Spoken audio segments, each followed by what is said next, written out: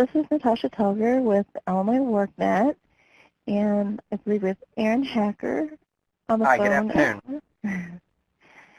And if you haven't had a chance to sign in or check in, then that's fine. We're going to go ahead and we'll be able to give you an opportunity to do that at the end of the webinar. And I just had a couple things that we wanted to make sure covered today. Is first of all, I have been working with my programmers to make sure that the NOCTI is updating A-OK, and anyway, the techies speak, the program was running fine. Had something to do with the server, so they put it into an app, and now they don't have to worry about the server part of it. And so that is going out on production tonight, so we shouldn't have any more of those issues, and so that should take care of that. Let's see. The other question that a person had was about updating the was about how their people were falling on their dashboard. So first of all, I'm really glad that you're looking at your dashboard to make sure that everything is where you would expect it to be. And I believe they had some people that were showing up somehow in this eligibility not verified. And my programmer made an update on that, so that if you are having an issue with them not showing up in the right area, then what you can do is go in to your person, this is on test, and you can go into their progress page, and if you just can go through and just click this save button again, then those people will fall into the right areas on your dashboard.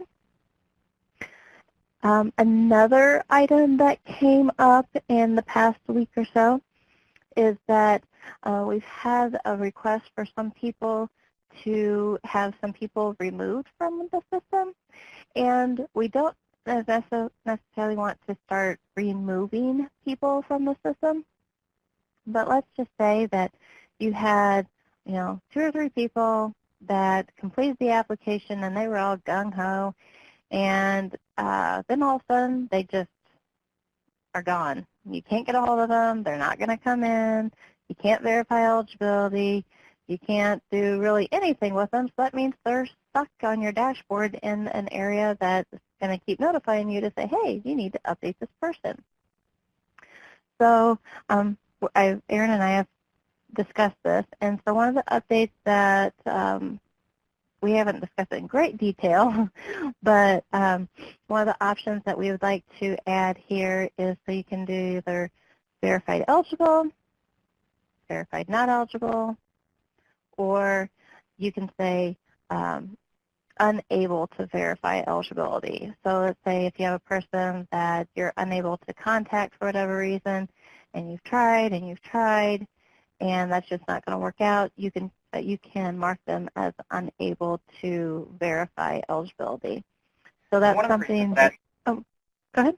I'm sorry. One of the reasons that might be handy too is that one of the reasons we don't want to remove their information is because maybe in the future that person does reemerge, or you are able to contact that person, and then if we've deleted the information, then we don't have it handy, and the person would have to fill it out again. And so we want to keep it there, but yeah, if you're not able to verify that person, then we don't want them to mess up the numbers in the WorkNet.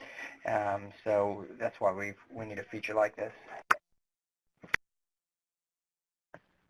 So we'll go ahead and put that in the lineup or queue to be updated.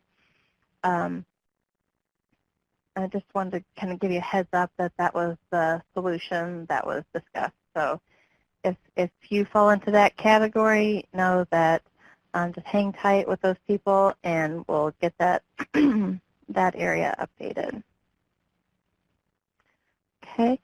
Excuse me. The main item that, and Erin, did you have anything you wanted to talk about before we get into the worksite placement piece? Not in particular. Okay. So one of the areas that we talked about a couple weeks ago was worksite placement, and we've been making updates and testing and making updates to this section, and so it is out on production, and it's called worksite placement. So up along the top, let me go ahead. I am logged into my super user test person, so let me go ahead and, sorry about this, log in as in the, because I want you to be able to see what it'll look like for you. Okay, so you'll see dashboard, groups, provider info, and this icon right here that says worksite placement. And so if you have a short name, short username, you'll probably see the words worksite placement. But right now you'll see the icon, and I just want to show you that LMI WorkNet does use what's called responsive design. So if there's ever a time that my screen looks a little bit different than yours, there's a couple of reasons. One, I am probably logged in as a super user, and so you'll see more information. But also you'll notice that the images and the menus change as I change the size of my screen. So if you're on a smaller device, you have the little menu hamburger thing. Otherwise, you get icons or full words.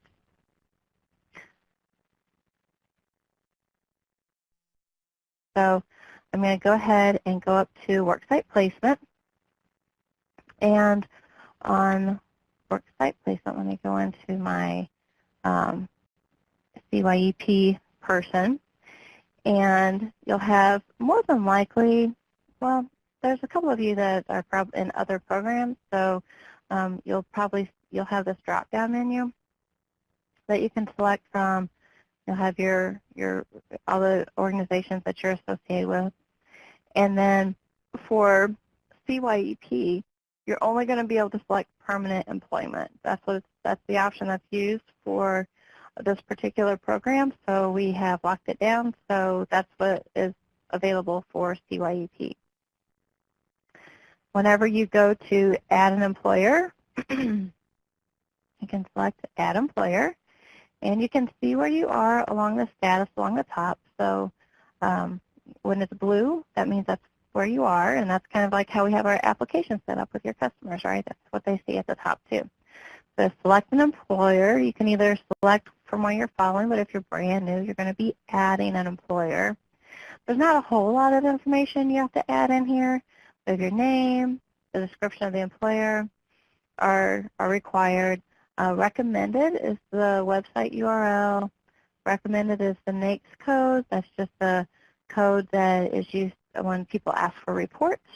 Then we can have a standard way of pulling that information. So we ask that you put it in there, but it's not required. Then we have your primary phone, which is required. Secondary phone, your address, or their address, I should say, that is required.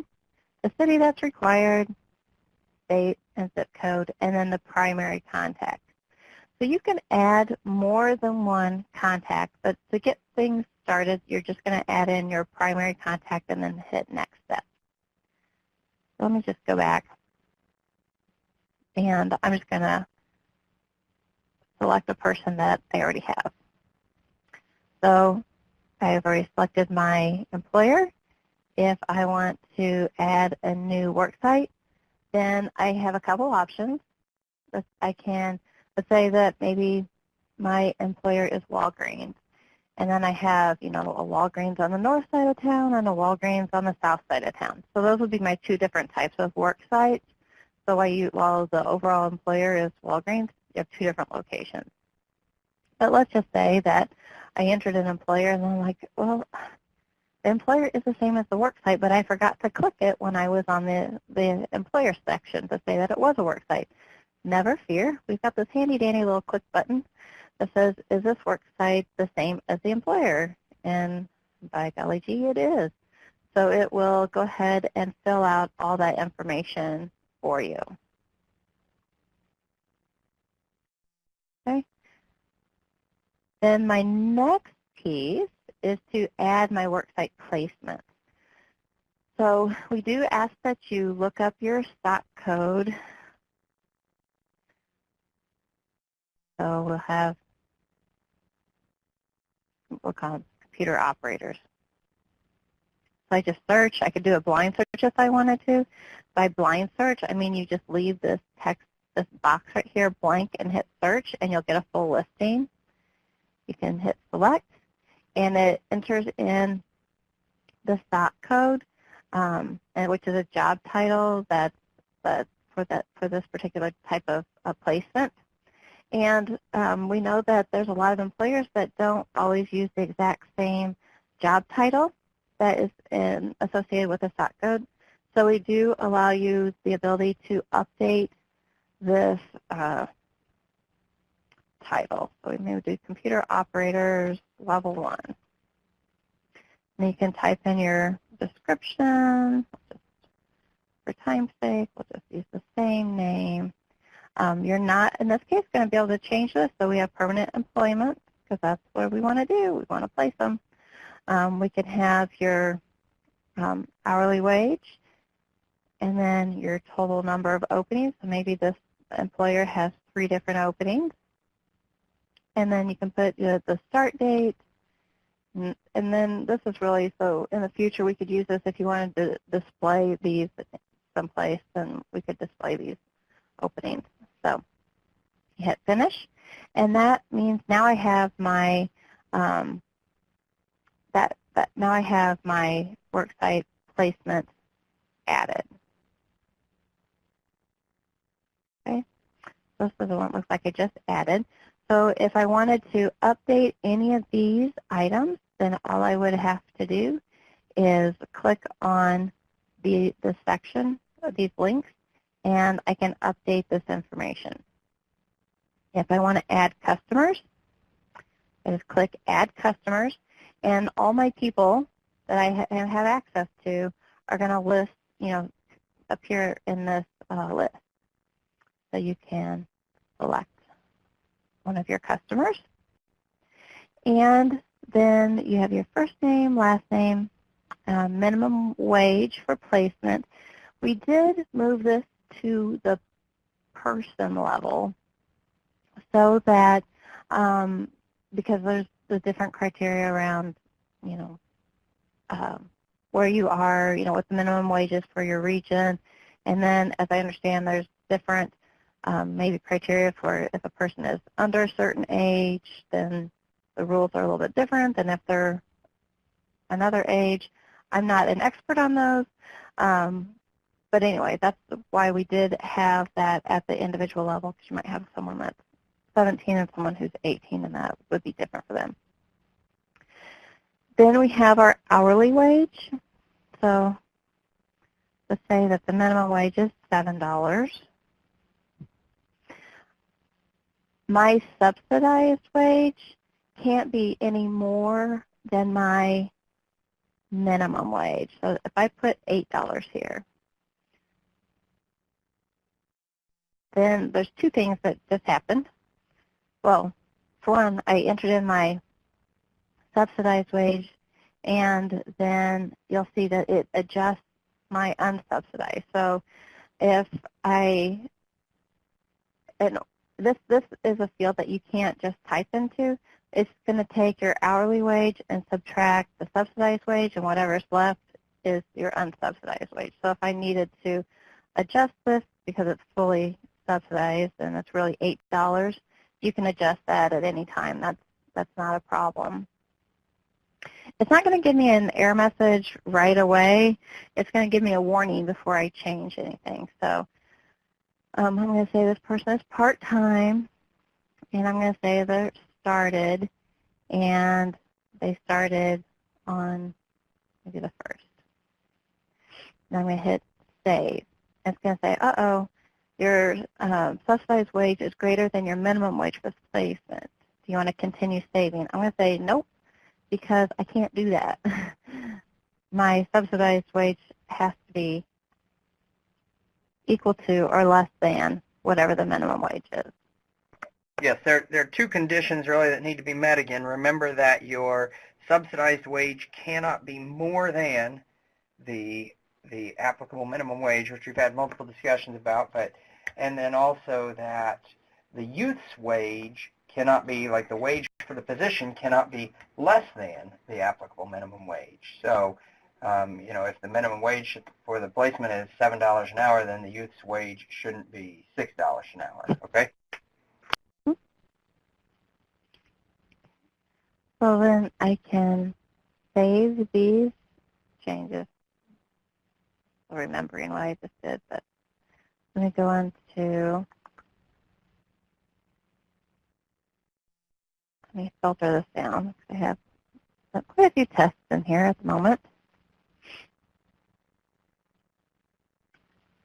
And so, where are you?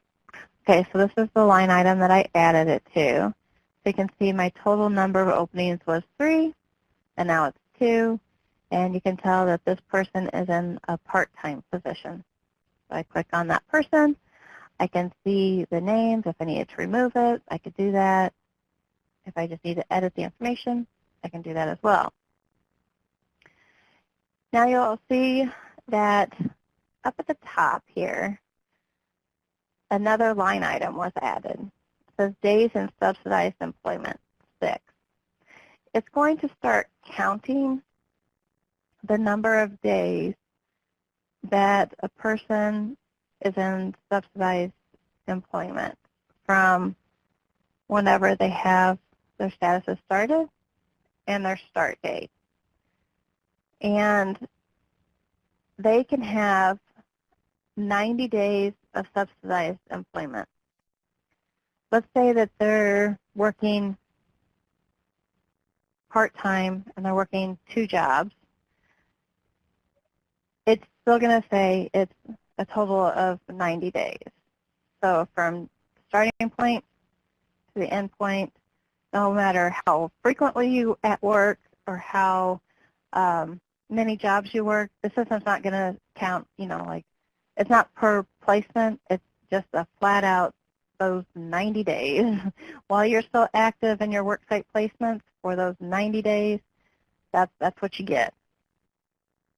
Now, I do understand that sometimes things happen, and let's say that somebody is, pregnant, and they have their baby early, and now, they're not going to be back at work for 4 or 6 weeks, whatever it is, and then, you don't want to use up all their 90 days while they're, they have a good reason for not being at the job. So you can put their account status on hold, and while they are on hold, that job placement does not count against their 90 days. The same thing is true as if a person, maybe they were at a work site for 2 weeks and it just wasn't going to work out for them. It's just not a good match between them and the employer, and it was time to terminate that job and to have a different placement. And maybe, they were terminated on Monday, but then they were placed again with somebody else on Friday. That time while they were not at a work site, not at the work site, they're not going to, use up those days. That won't be counted against them. So the on hold and terminated are 2 options that basically pause the clock when it comes to the subsidized wage 90-day time limit. Okay, I'm going to go ahead and backdate this so you can see my person here.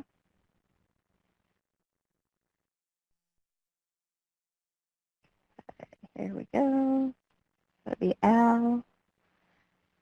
And so you'll see that, well, it's probably hard for you to see on your computers because it's really light, but there is a difference between these boxes here.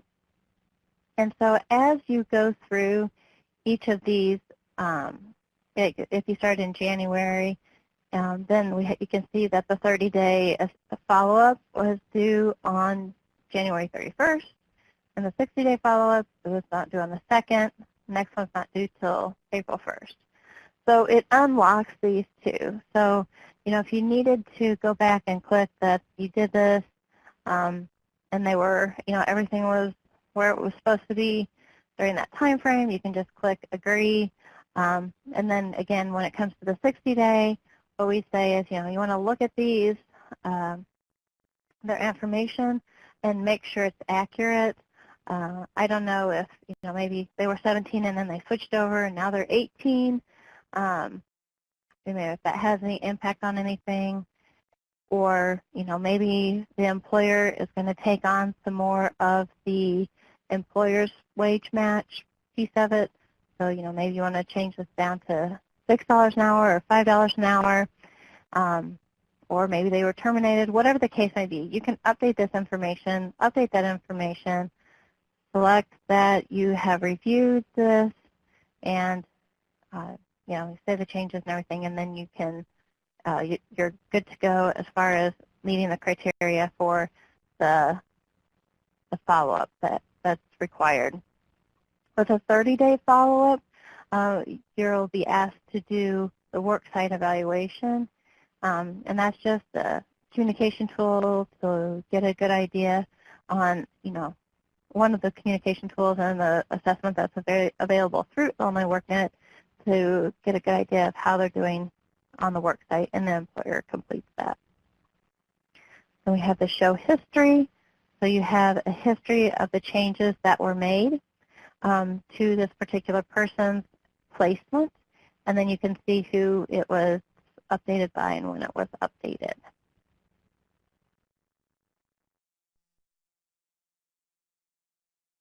Okay. Any questions or anything you want to add, Aaron? Or? No, I think this is going to be really great. I think this is going to be a useful tool for everybody. I think what we've tried to do, we've tried to kind of build into this system the capacity to log the placements and document the use worksite placements, and again, tried to make them in a way that's dynamic. So, for example, if they're subsidized at one part and then unsubsidized later, they've transitioned, or they have the wage has changed. During a period of time the youth was earning one minimum wage, but then after 90 days a different minimum wage applied. There are all kinds of options for having a dynamic system here that will allow us to track not only the various placements, but the way those placements have changed over time, over the youth's employment there. So I think, ultimately with the CYEP program, the number one goal that we have is for youth to be employed, to take youth who had no employment and who had barriers to employment and get them some sort of job. And so I've been looking forward to this particular module being released for a while, because this is really where we get down the most important thing that our program exists to do, and that's to place youth in work. And so this will do a good job of tracking that, and I'm pretty pleased with it, and hope that it functions well for you guys also, for our providers. As always, if you're having issues, be sure to send an email to info@illinoisworknet.com, and because you never know when things are new and when we've made adjustments or updates that we haven't had the opportunity to try out much yet. There's always the potential that something could go a little off, so definitely let us know if something does not appear to be working the way you think it should, or if you think there's a problem. But hopefully you'll be able to begin using this shortly, and it'll be useful for you. So one thing I want to point out, that it's a little, if you understand the reason why it is the way it is, then it makes sense. So I want to explain this. Okay, so you'll notice that whenever I first put this person in and I added in the date, okay, it said I had 5 days up here. When I changed this to the newer date, it updated this information. Okay. If I change this to here,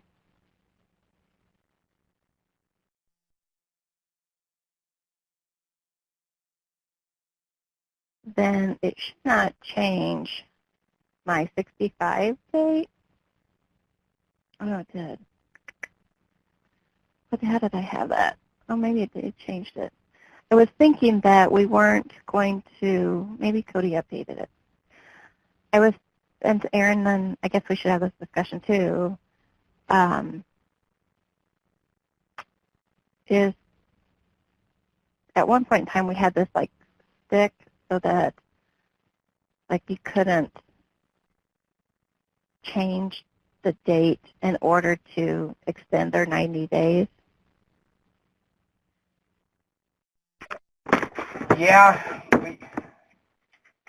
the idea is that once we make the placement, they're only allowed to be in subsidized employment for 3 months or 90 days, however we want to define that. It's basically 13 weeks, 3 months, or 90 days. It's essentially the same thing. But we need to make sure that we are only subsidizing youth for 90 days, and we're trying to build that limitation into the system, but still have the system be functional and dynamic as we need it to be. But when we go to put in payroll, Natasha, that ultimately if we're showing that the youth was being paid during that time of employment too, at some point in time, even if somebody were to change the date, the start date, that start date I would think would need to match up with the payroll as well. So maybe we do need to make sure that that's fixed when we enter it. We can talk about that. Right. I mean, or we could leave it that way and then add more checks in comparing the payroll to the worksite placement. But anyway, just be aware of this. Like I said, right now, I thought we had talked about having it stick so you couldn't reduce it anymore, but I'll leave it the way it is now. And then if we need to make it stick, then I guess, we can make that change. So anyway, the other piece of this that Aaron had mentioned is the payroll. And so with Payroll Upload, then you're going to have your areas that, let's see here, let me just refresh this real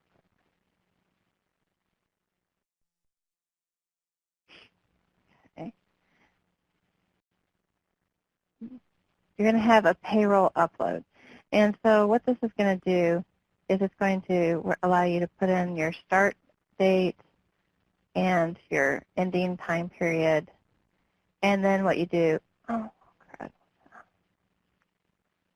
Again, that's 17. I'm on test.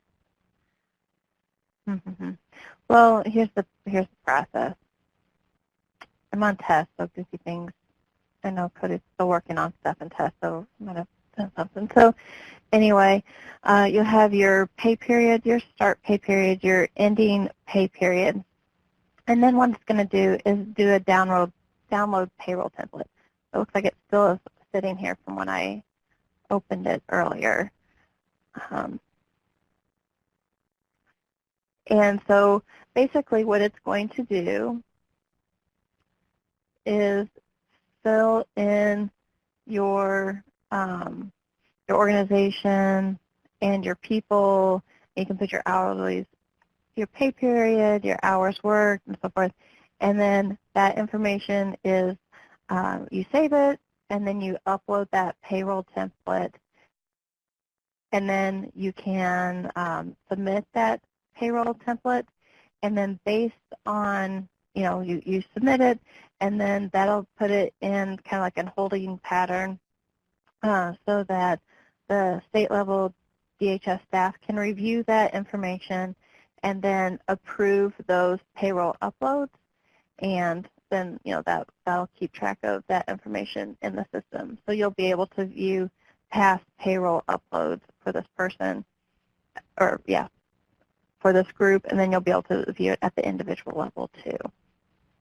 Hey, Natasha, real quick, there is an individual that's got a question. It says, my dashboard doesn't have the worksite placement icon. How do I find it?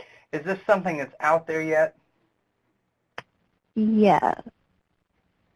Cody said it's out there. I guess I should double check. I would need to log in as somebody else, but it's not at the top of your screen. I would need to. Anyway, I'll make sure. No problem. I just want to make sure to be out there. If you're trying to follow along and you're not seeing that, we'll make sure that that's available. If it's not ready yet, it may be for a particular reason or something, but we'll check and see. Yeah, I'll log in as one of the providers right after this just to double check. But it'll be along this top level, and it's this little icon right here.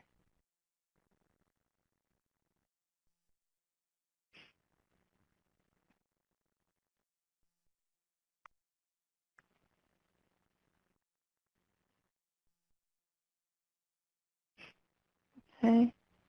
It's just with the dashboard and groups.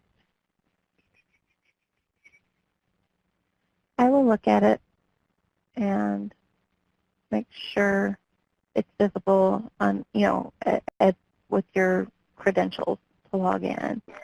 Yeah, It should be, but double check it. We'll check it out and make sure. But I do want to point out that this is kind of one of the main things that we were missing last year when we were trying to operate the CYEP program, is we didn't have a good way to track a lot of this, the placement information. And one of the requirements for the program is that you upload the payroll information for any subsidized placement into the WorkNet. So we need to make sure that everybody who is planning to subsidize youth wages is doing that, all right? And as soon as it becomes available here, and again, I don't mean necessarily tomorrow or immediately. Good.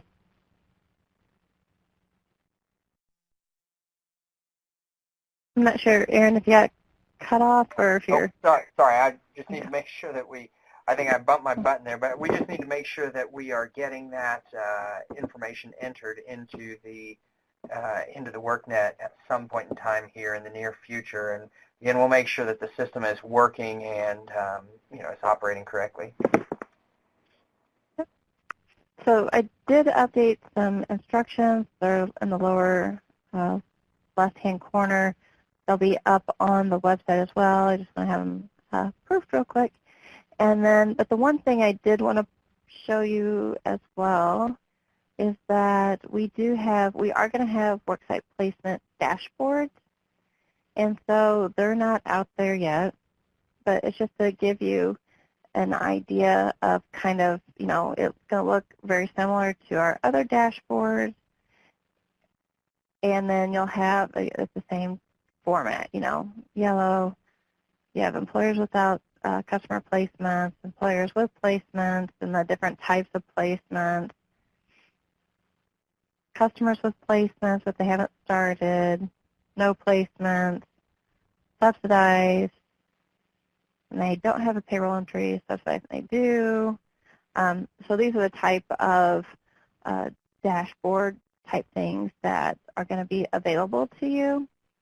And so the other thing that we wanted to really be able to provide you with some tools is to really help to monitor the 90 days of subsidized wages, because we don't want you to go over the 90 days and then be at risk for disallowable costs, that type of thing. So that's one of the other reasons why we have these different dashboards. Yeah, the reason we focus so much on those 90 days is because that is just, that's our grant requirement. And it will certainly be an audit finding if, if providers are paying the youth for more than 90 days. I know we've talked about this before, but the Community Youth Employment Program, it's under some scrutiny because people want to make sure that the funds that we're giving out are being used appropriately, and that we're being good stewards of those funds, and that we're serving the youth who really need the service. So it's important that we really try to maintain compliance, and we're trying to build the WorkNet tool to really try to help us with compliance. Not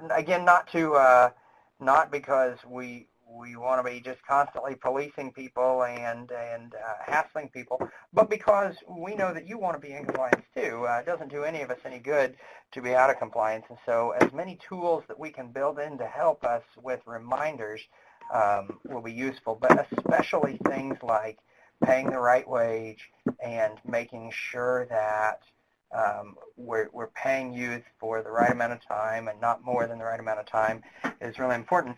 Plus, if we're going to be in compliance too, that subsidy is a tool that can be really helpful to get youth into employment, but it is limited, meaning we cannot continue to subsidize employment indefinitely. We have this limited time frame, and so once that tool is used up, it's used up for that youth. And so we want to make sure that we make the most of that tool.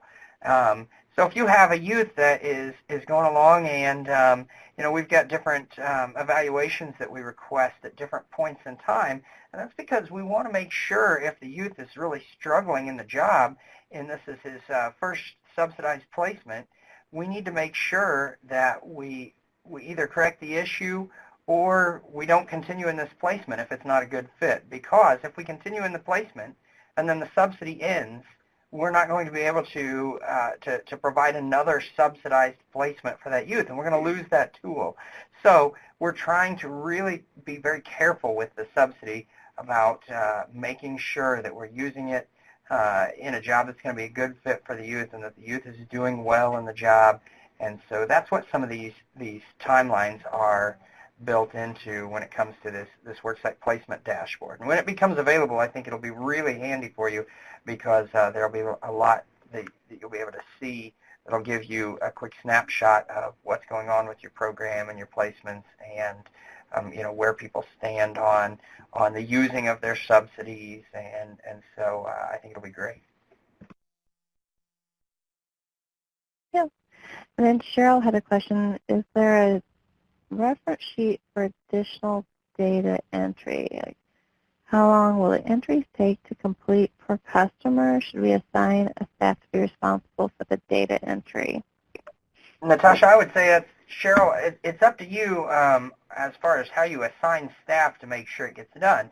As far as the entry, the youth placement, there shouldn't be lots and lots of data entry for the youth placement, meaning that once the placement is in there, it should be fairly stable. I mean, it's not like you're going to be entering a new placement for the youth every day. Now, there are some things that might change. Again, if the youth is under the age of 18, they may have a different wage than if they're over the age of 18 or something. So if they have a birthday, or if the youth is in their first 90 days of employment, the minimum wage is going to be different than after their first 90 days of employment. So you may need to update the wage then.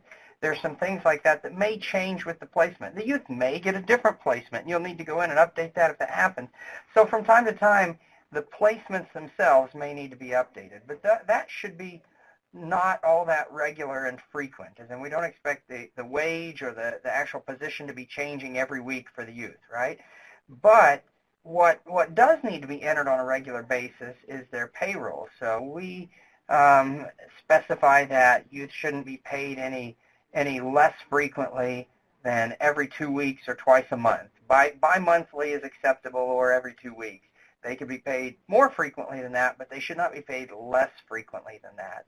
And so, if you're going to have regular payroll where you as the provider are acting as the employer of record during a period of subsidized employment, and you're going to have to be regularly inputting payroll, then it might be a good idea to have somebody who's on top of that.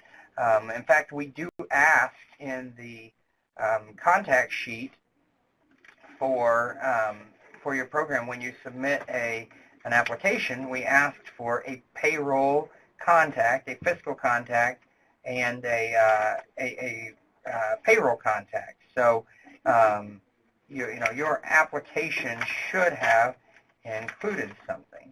So, but who you assign to that role is entirely up to you. I have your payroll contact, Cheryl, listed as Maisha, it looks like. So you might just check into that and make sure that you've got whatever you need in order to be able to get that in there on a regular basis.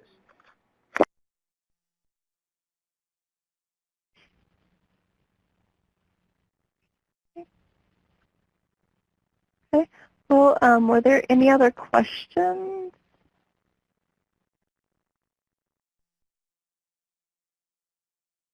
All right.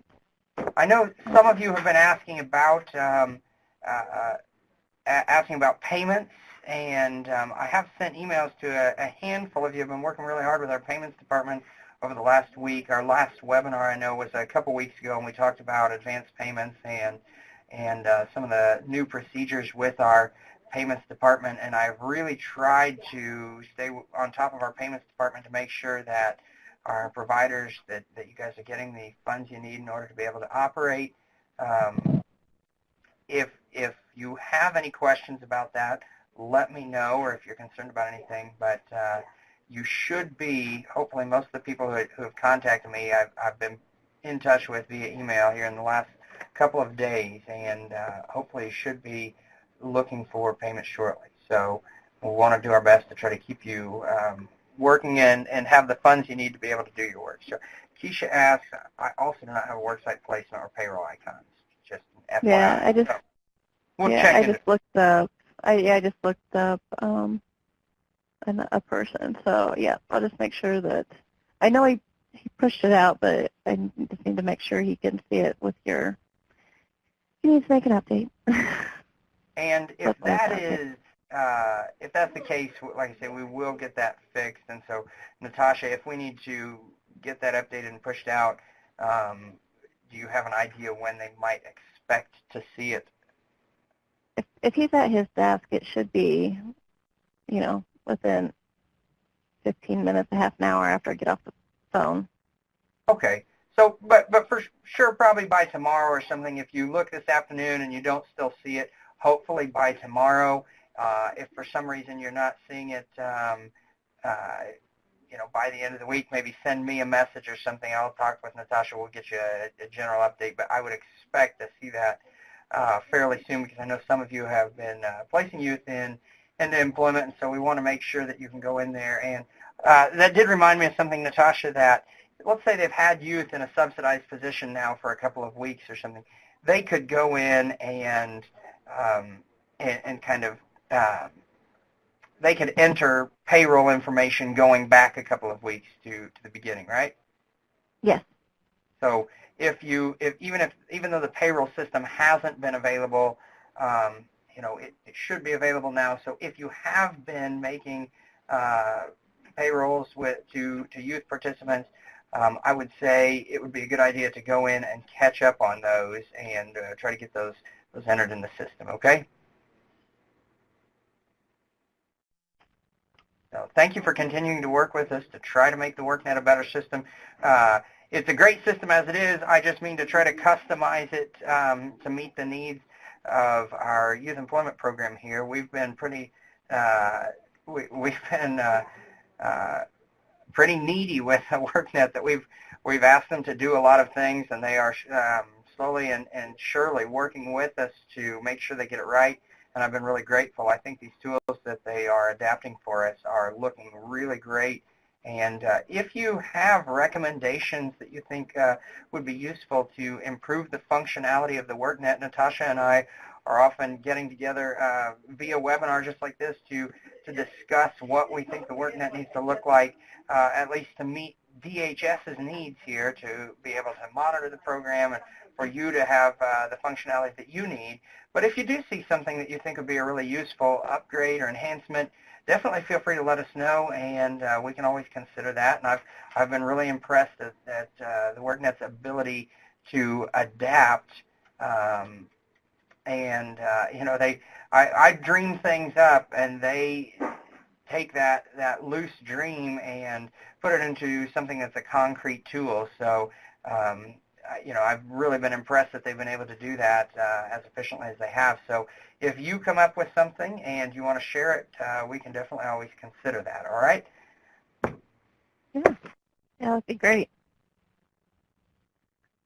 Okay, well, we will plan on a webinar next week. Is that right, Natasha? Yes. Okay, we'll plan to see you. And if we need to, do we need to send out another invite? Looks like on my calendar I didn't have an calendar invite anymore. Or I did not, and I know that's because I think when we set this up, we set it up on a basis through this time because we didn't know how much longer we were going to continue to have these or at what frequency. So hopefully the webinars are an efficient use of your time. We try not to take too long, but enough time to give you the information that you need. And I wasn't sure how long it would be useful to have webinars, but I find that we're still learning new tools, and we're still learning new features of both the CYEP program and the WorkNet. And so we'll probably continue to have these. If you could send out another calendar invite, Natasha, that would be great. Okay, I can do that. We may just make this recurring until further notice. You know, ideally, at some point in time, we'll have the hang of this, and we won't need to meet as often, which is why sometimes I'll send you notices that, you know, the webinar's been canceled for the afternoon or something because we don't have anything new to add. But, you know, ideally at some point in time, we'll get to a point where we don't need to meet so frequently, but we still just continue to work out the details of the system. And as we do, we are now about halfway through this grant year. And again, I'm seeing lots of encouraging signs that we very well may be able to continue this program into the next fiscal year without interruption, and that's kind of our hope. A lot depends still on policymakers, and so, you know, certainly we don't have anything definite about that yet, but I continue to see more encouraging signs about that. And so hopefully what we're really trying to get to is a point of continuity and kind of sustainability where we've got a system in place that's doing what we need it to. We've got experienced staff and providers who know how to use the system and know how to operate their programs, and everything will hopefully start to feel a little smoother, a little more natural as we go about these things, okay? But that's all I have for the afternoon. We'll plan to see you next week. Again, if you have questions between now and then, you can always email info@illinoisworknet.com, or you can email me directly if it's program questions, and we'll do our best to get you an answer. And other than that, we'll see you next week. Okay. Thank you, everyone.